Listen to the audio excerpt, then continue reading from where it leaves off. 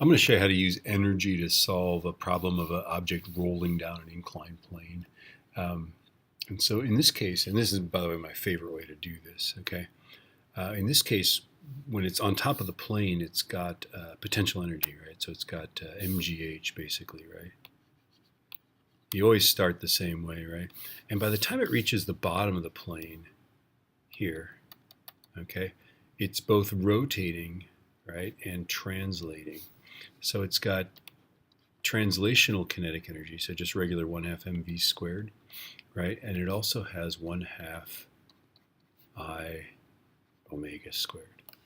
Okay, it's got both of these. So this is the key thing, right? So if it slid down the plane, it would have only translational kinetic energy. It would actually be going faster because all of this energy would be just going into 1/2 mv squared.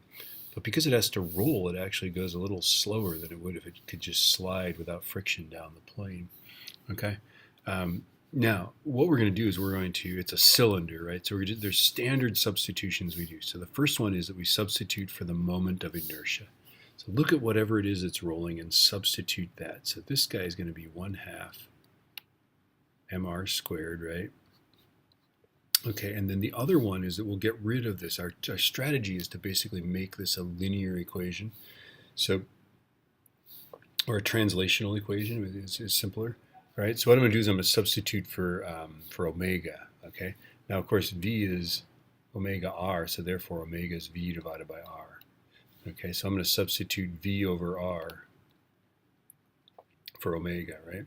So what I get looks like this.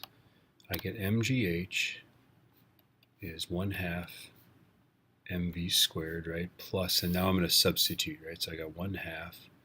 I is 1/2 mr squared, right? And then our velocity, our angular velocity is v over r, and that's squared. Okay. Now, if you're paying attention, right, v over r, the quantity squared, is v squared over r squared, right?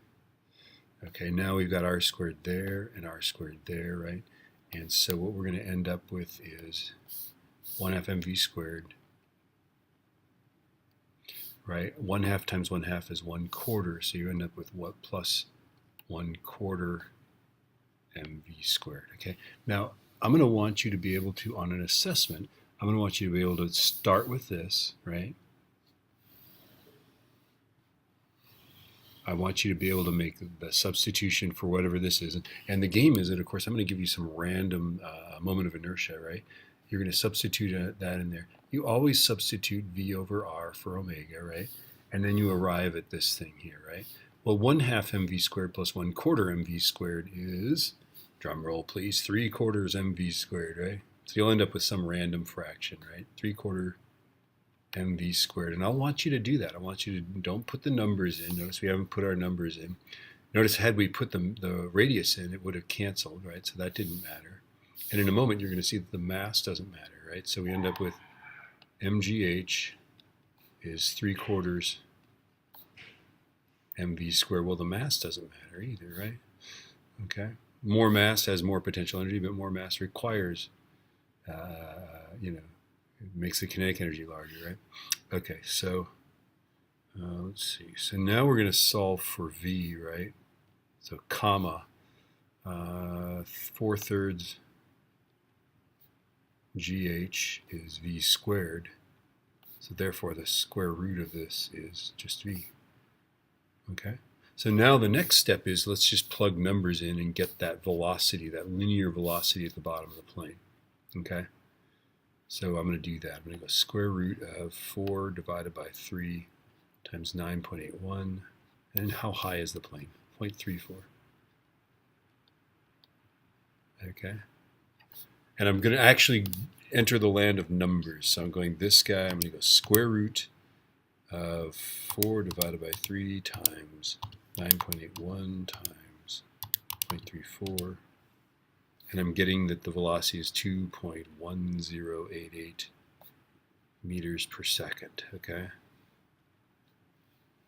All right, so that's the speed at the bottom of the plane. Notice it says, what's the acceleration? Well, there's a way to start with get the acceleration, right? And there's a way to get the velocity, right? So what I'm going to do is I'm going to suvat to get the acceleration, right? So I'll use this space right here. So now I'm going to suvat for A, for the acceleration, right?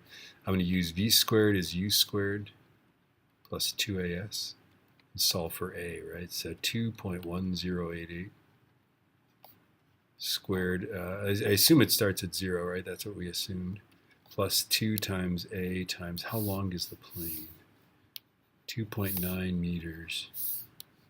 Unfortunate wrapping of the, right?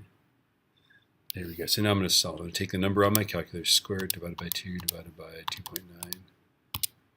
And I end up with the acceleration is 0.7667 meters per second squared. Okay? All right, so again, the step one is easy, right? Potential energy becomes kinetic and rotational kinetic, right? Step 2, substitute the correct moment of inertia in for I. Substitute V over R for this, right? That's easy, right? We know this, okay? The next step is cancel the R's, combine the terms, cancel the mass, do math, right? Solve for V, right? And plug the numbers in is the next step, right? Okay, and then you're going to get the velocity, right? Then you have to suvat for the acceleration. Okay, so anyway, there you go. I'm going to do another example. The next video will be another example of this.